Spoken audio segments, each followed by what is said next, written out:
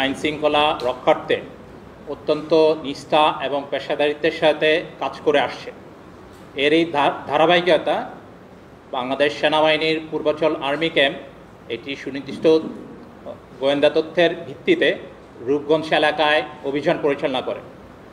সেখানে কুখ্যাত সন্ত্রাসী এবং মাদক ব্যবসায়ী এবং অস্ত্র ব্যবসায়ী রবিন মিয়াকে আটক করা হয়। তার তথ্যের ভিত্তিতে রূপগঞ্জ এলাকায় এই অভিযানে একটি বিদেশি পিস্তল, একটি রিভলভার, একটি 2 নালা বন্দুক, দেশীয় অস্ত্র, বিপুল পরিমাণ মাদক দ্রব্যাদি উদ্ধার করা হয়। দেশের সার্বিক আইন শৃঙ্খলা পরিস্থিতি নিয়ন্ত্রণে বাংলাদেশ সেনাবাহিনীর প্রতিটি সদস্য অত্যন্ত অক্লান্ত পরিশ্রম করছে। ইনশাল্লাহ আমরা সামনেও এ ধরনের অভিযান অব্যাহত রাখব।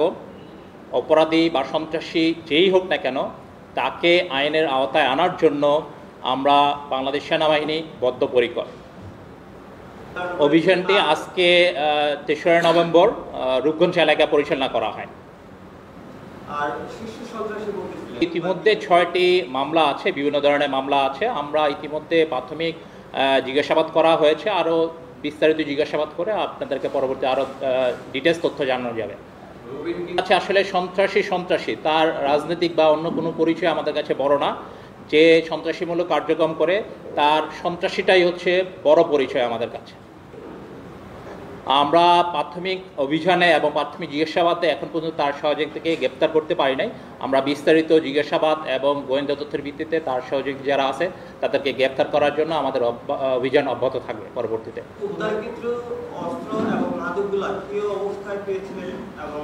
আমরা উদ্ধারকৃত অস্ত্রগুলা কয়েকটা তার বাড়ি থেকে পেয়েছি, কয়েকটা আমরা তার বাড়ির পার্শ্ববর্তী একটা ডোবা এলাকা আছে সেখান থেকে উদ্ধার করতে পেরেছি।